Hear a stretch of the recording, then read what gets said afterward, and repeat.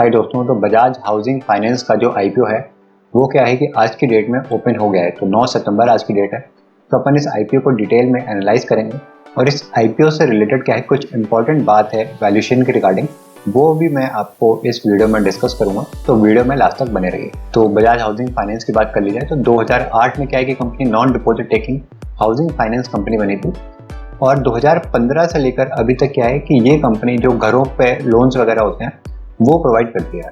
तो home loan वगैरह हो गए कि अगर आपको कोई घर वगैरह खरीदना है तो उसके लिए अगर आपको लोन की ज़रूरत पड़ती है तो वो आप कंपनी में अप्लाई करके होम लोन्स ले सकते हैं।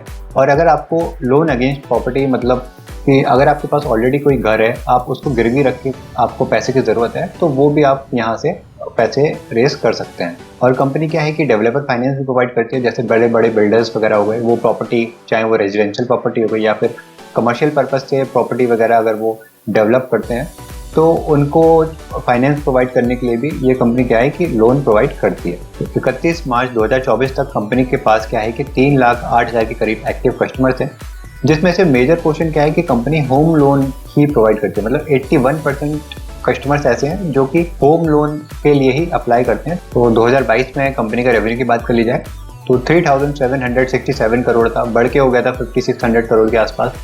2024 में फिर इंक्रीज हुआ है 7,600 करोड़ के आसपास। और 3 महीने का डेटा देखी जाए तो 2,200 करोड़ के आसपास अपन को रेवेन्यू दिखाई दे रहा है। तो अपन कह सकते हैं कि कंपनी का जो रेवेन्यू है उसमें अपन को इंक्रीजिंग ऑर्डर दिखाई दे रहा है। तो रेवेन्यू अपन कह सकते हैं कि कंपनी अच्छे मार्जिन से इंक्रीज कर रही है। प्रॉफिट आफ्टर टैक्स की बात कर ली जाए तो 2022 में कंपनी का था 709 करोड़, वो इंक्रीज होकर हो गया था 23 में 1,257 करोड़। तो अच्छा खासा जंप अपन को यहाँ से यहाँ तक दिखाई दे रहा है। फिर 2023 से 2024 तक कंपनी का रेवेन्यू 1,731 करोड़ हो गए। तो यहाँ पे भी अपन को अच्छा जंप दिखाई दे रहा है प्रॉफिट। और फिर इस साल के जो 3 महीने का जो डेटा है उसकी बात करी जाए तो 482 करोड़ अपन को दिखाई दे रहा है। तो ये भी अपन कह सकते हैं प्रॉफिट आफ्टर टैक्स काफ़ी अच्छा है। प्रॉफिट आफ्टर टैक्स में भी अच्छा खासा जंप अपन को दिखाई दे रहा है। तो कंपनी का रेवेन्यू भी अच्छे मार्जिन से इंक्रीज कर रहा है, कंपनी का प्रॉफिट भी अच्छे मार्जिन से इंक्रीज कर रहा है। तो अपन कह सकते हैं कि कंपनी फाइनेंशियली बहुत स्ट्रांग है। तो इस आईपीओ में अपन को अप्लाई करना चाहिए, बिल्कुल अप्लाई करना चाहिए। और ग्रे मार्केट प्रीमियम क्या चल रहा है वो अभी मैं आपको आगे डिस्कस करूंगा। तो कंपनी का डेब्ट टू इक्विटी रेशियो देखेंगे तो 5.7 का है। ये ज़्यादा इसलिए है क्योंकि कंपनी क्या है कि डिपॉजिट लेती है फिर उस पैसे को लोन प्रोवाइड करती है। तो इस चक्कर में ही इन कंपनीज का डेब्ट टू इक्विटी रेशियो आप देखेंगे तो हमेशा ज़्यादा ही दिखाई देगा। रिटर्न ऑन नेटवर्थ अपन कह सकते हैं थोड़ा सा निराश किया है, 3.6% का कम है। ये कंपैरिजन करेंगे जो इसके और कॉम्पिटिटर्स हैं उनसे, तो यहाँ पे कंपनी ने थोड़ा बहुत कम डेटा प्रोवाइड किया है। कंपनी के ऑब्जेक्टिव्स की बात करी जाए कि कंपनी पैसा क्यों रेस करेगी, तो कंपनी क्या है कि कुछ जो बिजनेस करने के लिए जो मिनिमम रिक्वायरमेंट होती है अपने पास फंड रखने की, तो वो वाला जो कैपिटल है वो मेंटेन रखने के लिए कंपनी क्या बोलते हैं ये पैसा रेस कर रही है ताकि फ्यूचर में और पैसा वो कंपनी लेंड कर पाए, मतलब लोन दे पाए। तो कंपनी का पीई रेशियो अपन देखेंगे कि जिस प्राइस पर आईपीओ लेकर आ रही है वो 30 का पीई रेशियो अपन का निकल के आ रहा है। तो ये आईपीओ की वैल्यूएशन क्या है, मतलब इसके कॉम्पिटिटर से इस आईपीओ की वैल्यूएशन सस्ती है या महंगी है, वो डिसाइड करने के लिए अपन इस कंपनी के क्या है जो कॉम्पिटिटर्स हैं उनके साथ अपन एक बार डाटा चेक करेंगे। तो यहाँ पे क्या है कि कंपनी के जो भी कॉम्पिटिटर्स हैं उनकी लिस्ट यहाँ पे दिखाई दे रही है। तो ये सारे के सारे जो भी नाम अपन को दिखाई दे रहे हैं ये क्या है कि स्टॉक मार्केट में लिस्टेड कंपनीज हैं। तो इनके साथ अपन एक बार कंपैरिजन करेंगे। तो LIC हाउसिंग फाइनेंस हो गई, PNB हाउसिंग फाइनेंस हो गई, या फिर जितनी भी कंपनीज का अपन पीई रेशियो अपन अगर देखेंगे तो यहाँ पे 7 का है। LIC का जो पीई रेशियो वो 7 का है। आधार हाउसिंग फाइनेंस का पीई रेशियो देखेंगे तो 18 का है। आवास फाइनेंशियल का देखेंगे तो 25 का है। तो किसी का भी पीई रेशियो क्या है कि 30 से ज़्यादा नहीं है। और अपनी जो बजाज हाउसिंग फाइनेंस का जो आईपीओ आ रहा है उस प्राइस पर जो पीई रेशियो देखेंगे तो वो 30 का पीई रेशियो पर आ रही है। तो कह सकते हैं कि कंपनी क्या है कि अपने जो कॉम्पिटिटर्स है उनसे थोड़ी महंगी ही आ रही है, मतलब सस्ती नहीं आ रही है। ये जितना पैसा अपने रिटेलर्स से या फिर जो भी आईपीओ में अप्लाई करने जा रहे हैं जितना पैसा ले सकती है उतना पैसा ले रही है। और कंपनी का प्राइस क्या है कि कंपनी 70 रुपीज़ के प्राइस पर आईपीओ लेकर आ रही है। तो इस प्राइस पर कंपनी का पी रेशियो 30 है। ग्रे मार्केट प्रीमियम की बात करी है तो कंपनी का ग्रे मार्केट प्रीमियम आज की डेट में चल रहा है 58 का। अगर ग्रे मार्केट प्रीमियम को भी ऐड कर लिया जाए कि अगर इस ग्रे मार्केट प्रीमियम पर कंपनी लिस्ट होती है तो कंपनी की लिस्टिंग प्राइस 128 रुपीज़ के आसपास हो जाएगी। और इस प्राइस पर अगर अपन पीई रेशियो चेक करेंगे तो वो आ जाएगी 55 के आसपास। तो आप देख सकते हैं कि बजाज हाउसिंग फाइनेंस अगर अपने ग्रे मार्केट प्रीमियम के पास लिस्ट होती है तो उसका पीई रेशियो 55 का हो जाएगा। और वहीं इसके कॉम्पिटिटर्स का पीई रेशियो देखेंगे तो किसी का भी 30 से ज़्यादा नहीं है। तो बहुत ज़्यादा महंगी वैल्यूएशन पर ये कंपनी ऑलरेडी आ रही है, उसके बाद इसके ऊपर अपन को ग्रे मार्केट प्रीमियम अच्छा खासा दिखाई दे रहा है। वो सिर्फ इसलिए दिखाई दे रहा है क्योंकि इस आईपीओ की अभी हाइप बनी हुई है।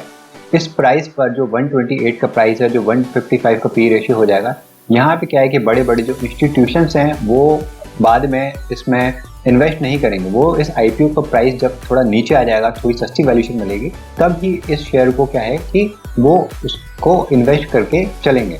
तो ये मेरा ओपिनियन है। आपको जो डिसीजन है, क्योंकि इस आईपीओ में क्या है कि अपन को अप्लाई तो करना ही करना है, ठीक है। लेकिन हम क्या कर सकते हैं कि अगर हमको आईपीओ लिस्टिंग प्राइस पर मिल गया तो हम इस आईपीओ को अगर लिस्टिंग गेन के लिए सेल करना चाहते हैं वो कर सकते हैं, लॉन्ग टर्म के लिए होल्ड करना चाहते हैं तो वो कर सकते हैं। लेकिन एक बार आईपीओ लिस्ट हो गया, मान लीजिए कि वो 128 रुपये के आसपास लिस्ट हो गया, तो क्या बोलते हैं पीई रेशियो बहुत हाई हो जाएगा, 55 का पीई रेशियो हो जाएगा।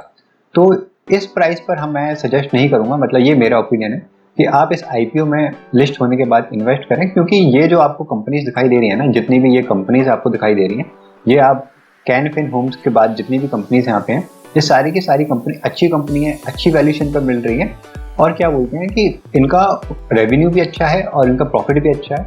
बस बजाज हाउसिंग फाइनेंस जो है, अपन इस कंपनी जो आ रही है आईपीओ लेके, इन सबसे थोड़ी महंगी है, एक्सपेंसिव है, और बाकी ये जो कंपनीज हैं ये थोड़ी अपन को कम वैल्यूएशन पर दिखाई दे रही हैं। तो अगर आपको इन्वेस्टमेंट करना है या लॉन्ग टर्म के लिए, तो मेरा ओपिनियन ये रहेगा कि आप ये जो कंपनीज है, Can Fin, Aadhaar housing, Aavas financial, Aptus value, home first finance, इन कंपनीज को आप कंसिडर कर सकते हैं क्योंकि ये अभी सस्ते वैल्यूएशन पर चल रही हैं। तो लॉन्ग टर्म के लिए हम इनको कंसिडर कर सकते हैं, लेकिन अभी लिस्टिंग गेन के लिए हम बजाज हाउसिंग फाइनेंस में अप्लाई बिल्कुल करेंगे।